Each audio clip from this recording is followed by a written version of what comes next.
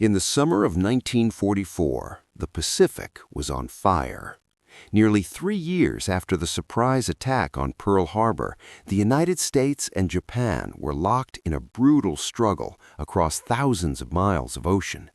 What began with shock and devastation had evolved into a grinding campaign of island assaults, amphibious landings, and jungle warfare unlike anything American soldiers had ever experienced.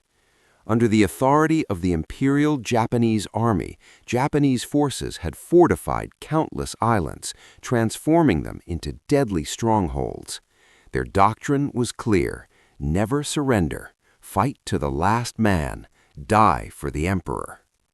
By mid-1944, the tide of World War II in the Pacific had begun to shift. American forces were advancing through the Mariana Islands, pushing closer to Japan itself. One of the bloodiest of these battles unfolded on the island of Saipan. Saipan was small on the map, but massive in strategic value. Its airfields would allow American bombers to strike the Japanese mainland. For Tokyo, it had to be defended at all costs. The landings began in June. Naval bombardment shook the island for days. Then came the Marines and Army infantry, wading through surf under machine gun fire. The beaches turned red. The jungle beyond them was worse. The heat was suffocating. The humidity clung to uniforms and filled lungs like wet cloth. Visibility in the thick vegetation was sometimes less than 10 yards.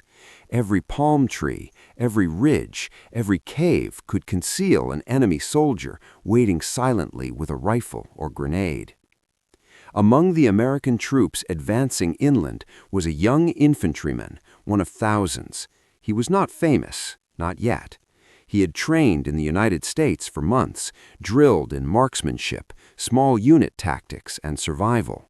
But nothing in training truly prepared a soldier for the Pacific jungle. The Japanese defenders did not fight like conventional European armies. They used hidden tunnels, spider holes, and camouflaged bunkers. They allowed American units to pass, then attacked from behind. They struck at night. They infiltrated perimeters silently, sometimes crawling close enough to slit throats before firing a shot. By the second week of fighting, exhaustion had set in. Units were depleted. Communications were strained. Maps were often inaccurate. The jungle distorted sound. Gunfire echoed strangely, making it nearly impossible to judge distance. During one push inland toward higher ground, confusion broke out along the American line. Mortar fire landed short. A flanking maneuver stalled. Visibility dropped as smoke drifted through the trees. In that chaos, the infantryman became separated from his unit. At first, he believed it was temporary. He moved cautiously, trying to reconnect with friendly lines, but the jungle seemed endless. The terrain dipped into ravines and rose sharply into ridges. Every direction looked the same. Then came the silence. No American voices, no friendly movement, only insects and distant muffled explosions. He realized something no soldier ever wants to admit. He was alone behind enemy lines. Japanese forces on Saipan were not merely defending, they were preparing for what would become one of the largest banzai charges of the war. Entire formations were reorganizing for desperate coordinated attacks meant to overwhelm American positions through sheer numbers. Patrols were sweeping the jungle, searching for isolated troops. The infantryman checked his weapon. Ammunition was limited. Water was running low. Sweat stung his eyes. He forced himself to breathe slowly. Somewhere nearby, branches snapped. He froze. The Pacific War had developed its own brutal rhythm. Captured American soldiers were rarely treated as prisoners in the conventional sense. The Japanese military code viewed surrender as dishonor. That same code often shaped their treatment of captives. Stories had circulated among the troops: executions, bayonet practice, beheadings. Whether exaggerated or not, they fueled a quiet understanding: Capture might mean death. The snapping sound came again, closer. He lowered himself into the brush, trying to remain unseen, but movement in the jungle is rarely silent. A misplaced step, a shifting shadow, sometimes that was enough. Within minutes, figures began to appear between the trees, uniforms different from his own, helmets shaped unlike American steel pots, rifles carried at the ready. Not one or two, many. They moved in a loose arc, disciplined, scanning the terrain. A patrol, large, organized. He counted quickly as they fanned outward, more than a squad, more than a platoon-sized element moving in fragments. Dozens. There was no immediate gunfire. That meant something else was happening. They had likely seen signs of him, tracks, disturbed brush, a fleeting glimpse of movement. He tightened his grip on his rifle. Escape was narrowing with every step they took. The jungle that had hidden him moments before was now a trap. Surrounded by an enemy that did not surrender and rarely spared those it captured, the lone American soldier understood the stakes with perfect clarity. What happened next would last 7 minutes. But first, he had to survive the moment before it began. The jungle closed in around him like a living wall. He could hear them now, boots brushing through undergrowth, quiet commands spoken in Japanese, the metallic click of rifle bolts being checked. The patrol was methodical.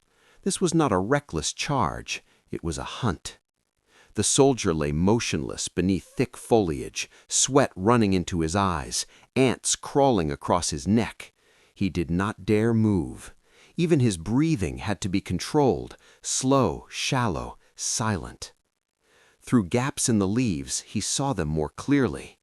The patrol was larger than he first thought. Dozens of soldiers spread in a wide arc, advancing carefully. Some carried Arisaka rifles with fixed bayonets. Others had light machine guns slung low. A few wore officer caps. They were not scattered survivors. They were organized, and they were tightening the circle. During the Pacific Campaign of World War II, Japanese patrol tactics often emphasized silent encirclement. Rather than rushing into contact, they preferred to surround isolated enemies, cutting off escape before revealing their presence. It conserved ammunition and ensured control. The soldier knew this. He had been briefed on it before landing.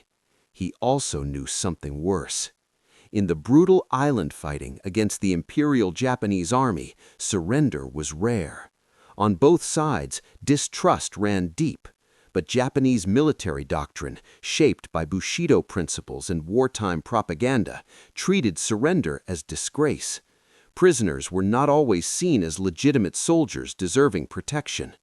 Stories from earlier campaigns, Guadalcanal, Tarawa, had traveled through the ranks. Some were confirmed, others were rumors amplified by fear, but all carried the same message. If captured, survival was uncertain. A twig snapped to his left. He slowly shifted his eyes without moving his head. A soldier stood less than 20 feet away. The American's heart pounded so hard he was certain it could be heard. His finger rested alongside the trigger guard, not yet inside it. If he fired now, he might take 1 or 2 down, but the rest would converge instantly. The jungle would erupt in gunfire. Another figure appeared behind him, then another to the right. They had seen something. One of the Japanese soldiers crouched and touched the ground. He lifted his fingers, studying disturbed soil. A track, fresh. A voice called out sharply. Several rifles shifted direction, toward him. The circle tightened. In moments like this, time distorts. Seconds stretch into something unbearable. The soldier's mind raced through impossible calculations. Run? The undergrowth was too thick. Fight? The numbers were overwhelming. Hide? They were already within meters. Then came the unmistakable sound. A command barked with authority. The line stopped advancing. Instead of firing blindly into the brush, they began stepping inward with discipline. Bayonets lowered. Not chaotic, not panicked, deliberate. 2 soldiers moved behind him, cutting off the rear. Another pair approached from the flank. One tossed a small stone into the foliage. It landed just feet away. They were testing for movement. He remained still. A boot crushed down on a branch inches from his shoulder. Then a rifle barrel forced aside leaves and revealed him. For a split second, no one moved. The Japanese soldier shouted. In an instant, multiple rifles pointed directly at his chest.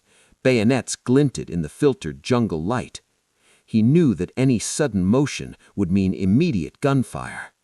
Slowly, carefully, he lifted his hands. His rifle lay beneath him, out of reach without provoking a reaction. More soldiers emerged from the brush, forming a loose semicircle. He counted again. There were far more than he could handle alone. An officer stepped forward. His uniform was cleaner, his posture rigid. A pistol hung at his side. His expression was cold, unreadable. The officer studied the lone American carefully, as if examining an object rather than a man. The jungle was silent, except for insects and distant artillery rumbling miles away. The soldier's mind worked desperately. He had heard of staged executions, captives lined up, interrogated briefly, then killed to conserve resources, especially in isolated positions where food and supplies were scarce. The coming days on Saipan would prove how desperate the defenders had become, culminating in massive suicide charges rather than surrender. One of the Japanese soldiers stepped forward and kicked his rifle away. Another roughly searched him, removing ammunition, checking for grenades. They spoke quickly among themselves. He did not understand the words, but he understood tone. This was not a debate about imprisonment. This was procedure. 2 soldiers grabbed his arms and pulled him to his feet. His legs felt weak, but he forced them steady. Showing fear could invite brutality. Showing defiance could provoke immediate violence. He scanned their positions carefully, spacing, weapons, distance.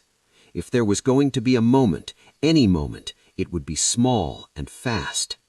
They pushed him forward into a small clearing, barely visible through the trees. The patrol formed a wider perimeter, rifles angled inward. Some watched the jungle, most watched him. The officer drew his pistol slowly. There was no ceremony, no speech, just efficiency. The American soldier felt something shift inside him, not panic, not resignation, but clarity. If they intended to execute him, they would have to bring weapons up close, bayonets, a pistol shot at short range. In that narrow window, proximity could become opportunity. His breathing slowed. His muscles tensed, not visibly, but fully prepared. A soldier stepped behind him. Another moved to his right, bayonet raised. The officer lifted the pistol. The jungle held its breath. In the next few seconds, one decision would determine whether he died in that clearing or whether the clearing would become something else entirely. The execution was about to begin. The officer raised his pistol. The soldier behind the American shifted his grip on the rifle, bayonet angled forward. Another stepped closer on the right. They wanted this done quickly, cleanly, no wasted ammunition. That was their mistake. In jungle warfare, distance is power. Remove distance and power shifts. The American moved first. Not wildly, not blindly, explosively. He dropped his weight backward and twisted at the same time, slamming his shoulder into the soldier behind him. The bayonet thrust meant for his spine glanced off his gear as both men crashed to the ground. Before the others could react, he ripped the fallen rifle free. The officer fired. The shot cracked through the clearing, but missed. The American did not aim carefully. There was no time. He fired from the hip at the nearest silhouette. One man dropped. He pivoted and fired again. Chaos erupted. Japanese soldiers shouted, some diving for cover, others attempting to raise rifles in tight quarters. But they were too close together. Their formation, perfect for execution, was disastrous for sudden close combat. He lunged toward the officer. At this range, pistols were deadly but slow compared to a rifle already in motion. The buttstock slammed into the officer's jaw before a second shot could be fired. The pistol fell. The American seized it instinctively. Gunfire exploded from the perimeter. Bullets tore through leaves, bark splintered, men collided in confusion. Some fired too quickly, striking their own comrades in the crossfire. The American moved constantly. That was the key. In Pacific Island fighting during World War II, stationary targets died. Survival meant aggression and unpredictability. He sprinted directly toward the thinnest part of the circle, firing the captured pistol until it clicked empty. 3 more fell. He dropped the pistol and grabbed a fallen rifle without breaking stride. A grenade landed near his feet. There was no time to think. He kicked it blindly as he dove behind a tree trunk. The explosion shook the clearing, spraying dirt and fragments, but also killing 2 of the Japanese soldiers who had advanced too quickly. Smoke thickened the air. The clearing that had been prepared for execution was now a confined kill zone. Some of the Japanese tried to regroup. A machine gunner attempted to set up near the edge of the trees. The Americans saw the movement and fired immediately. The gunner collapsed before he could deploy. Minute 2.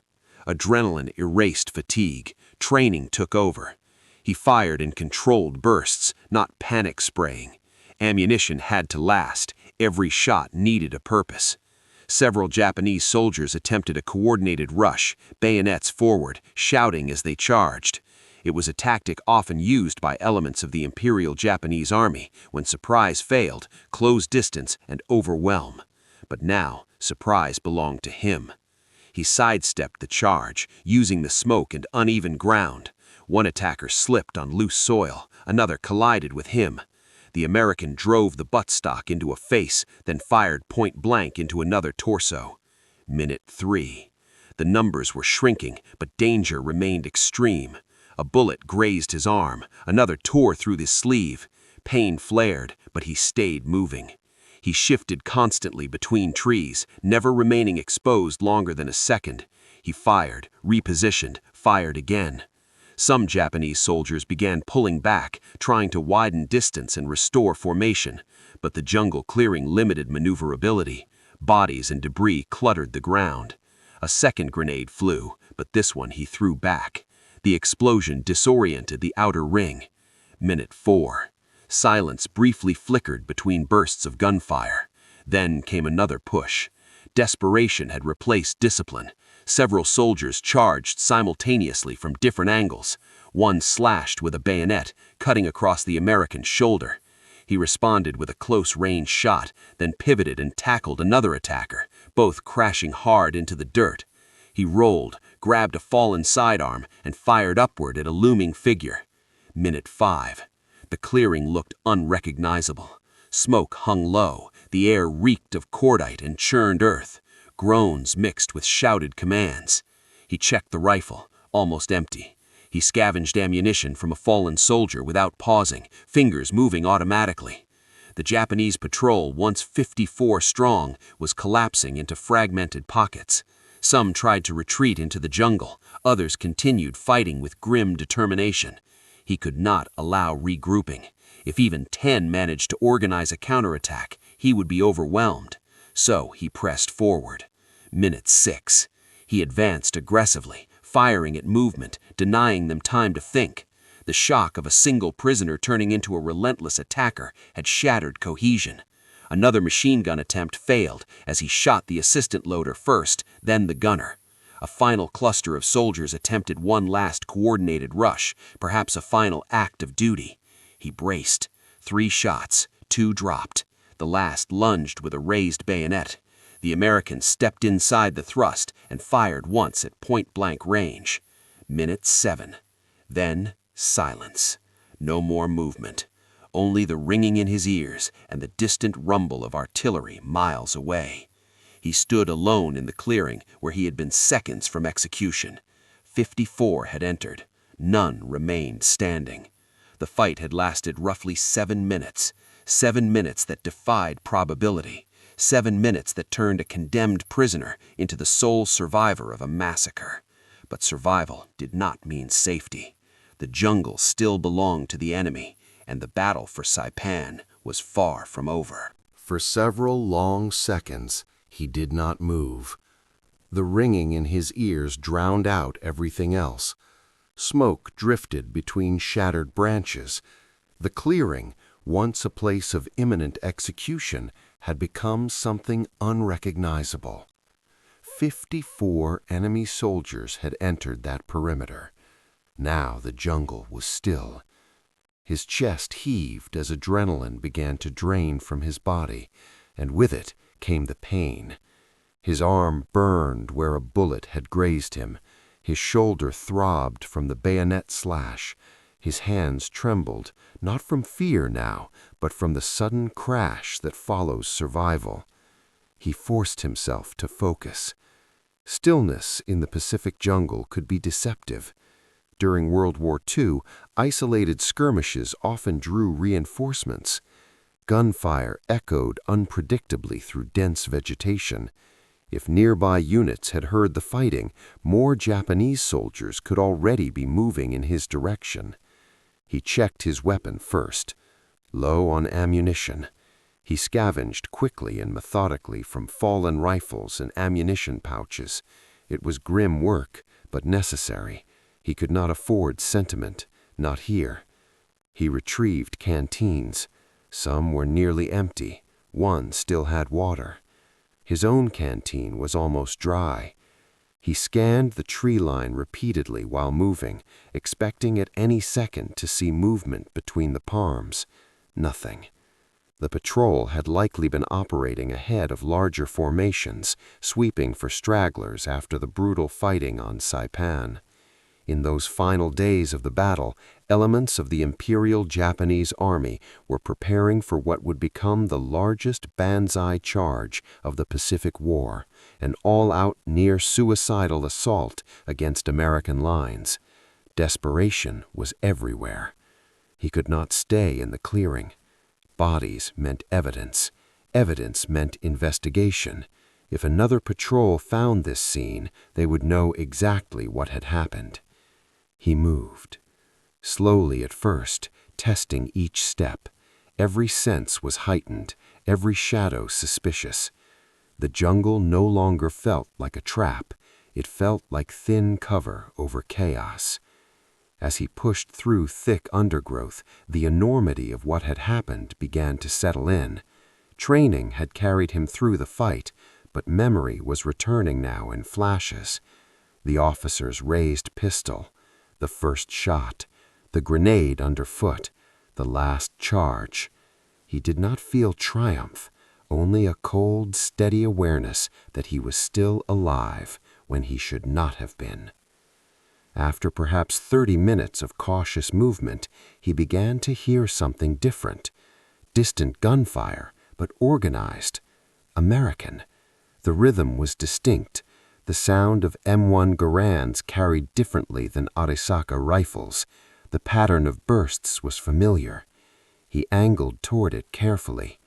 The terrain rose slightly, leading toward higher ground where U.S. forces had been attempting to secure ridge lines overlooking the island. The fighting for those ridges had been brutal.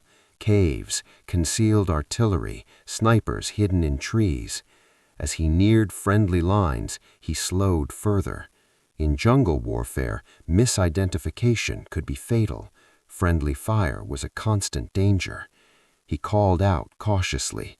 A challenge came back immediately. He responded with the correct password.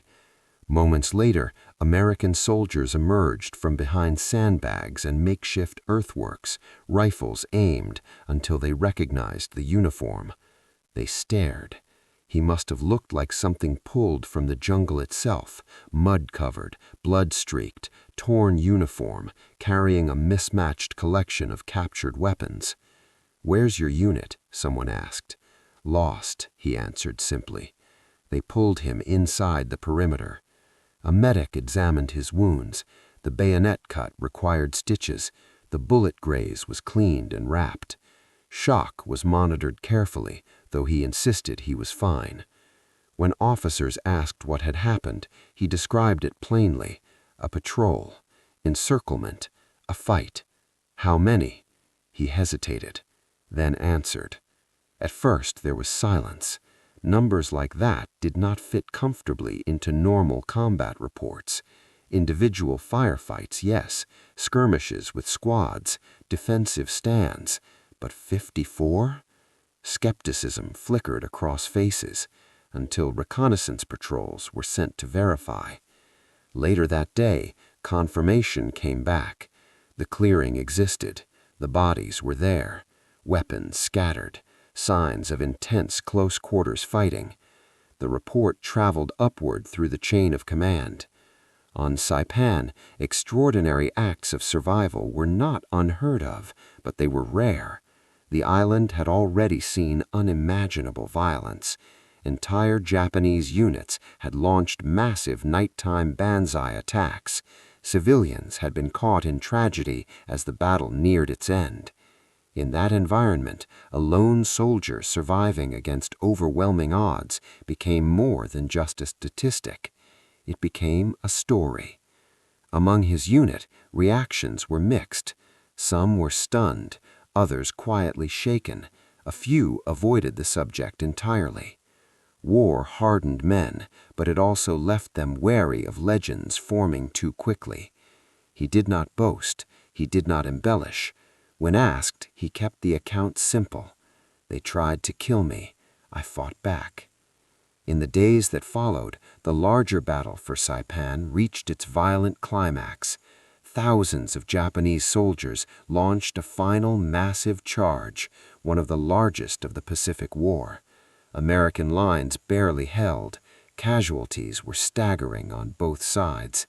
Against that backdrop, his 7-minute fight became just one fragment of a much larger inferno. Yet within his unit, morale shifted. Proof that even when isolated, even when surrounded, survival was possible. But survival came with weight.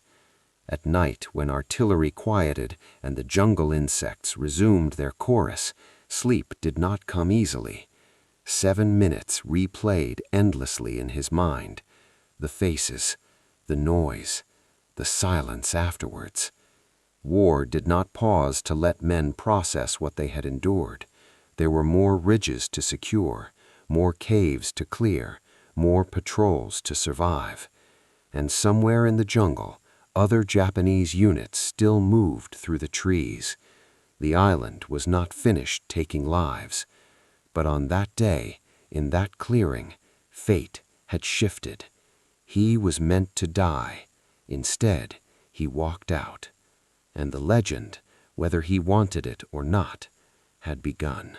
War creates stories faster than it creates certainty. By the time the Battle of Saipan ended in July 1944, thousands were dead. Entire units had been wiped out. The island was secured by American forces, but the cost was staggering. Over 3,000 Americans killed and many more wounded. Japanese military losses were catastrophic, with most of the defending force destroyed in combat or final mass charges. In the chaos of battles like this, during World War II, stories emerged that seemed almost impossible. 1 man, 54 enemies, 7 minutes.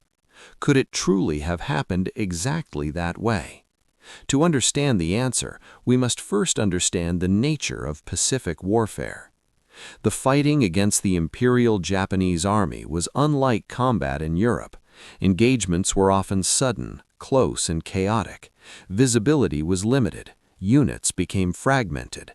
Isolated skirmishes occurred far from witnesses.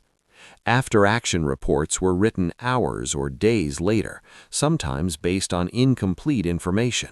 Numbers were estimated, timelines compressed. And yet, history records numerous examples of extraordinary last stands and survival battles.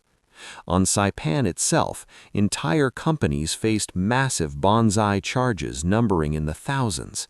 Individual Marines and soldiers were documented holding positions against overwhelming odds for minutes or hours at a time. In that kind of environment, extreme close-quarters fighting was not rare.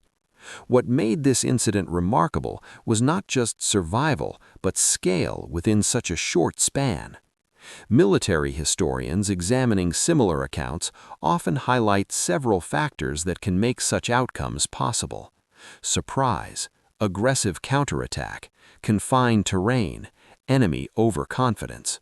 When a force believes it has complete control, such as during an execution scenario, its formation tightens, weapons are lowered, spacing decreases, reaction time slows. In jungle clearings where visibility and maneuverability are restricted, a sudden violent breakout can create cascading confusion.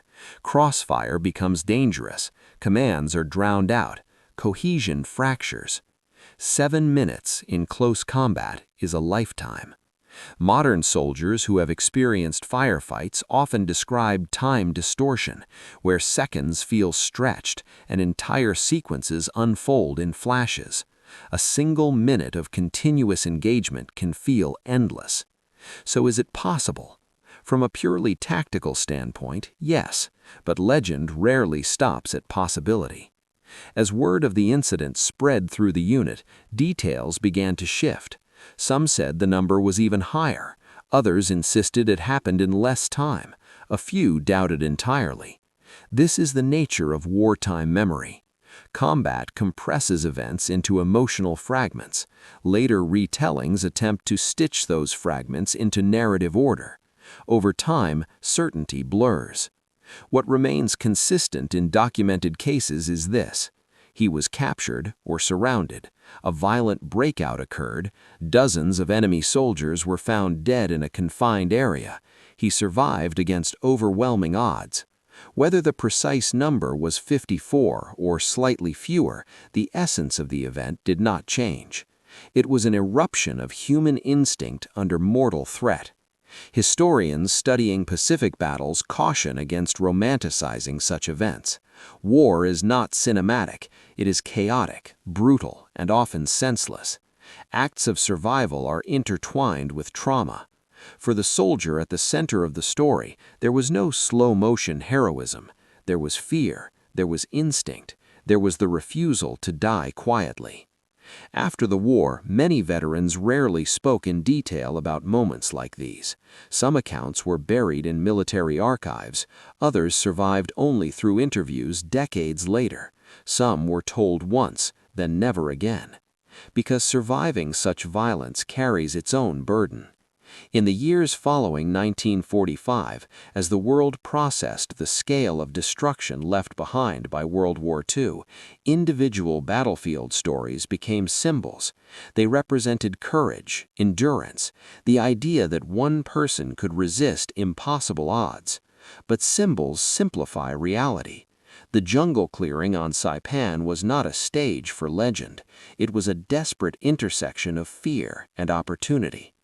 The larger battle itself was part of a strategic chain that would eventually bring American bombers within range of Japan's home islands. The capture of Saipan reshaped the Pacific War, and it also led to political shockwaves in Tokyo, contributing to the resignation of Japan's prime minister at the time.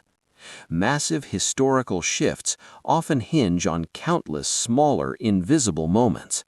A patrol choosing a direction, a soldier losing contact with his unit, an officer raising a pistol. 7 minutes.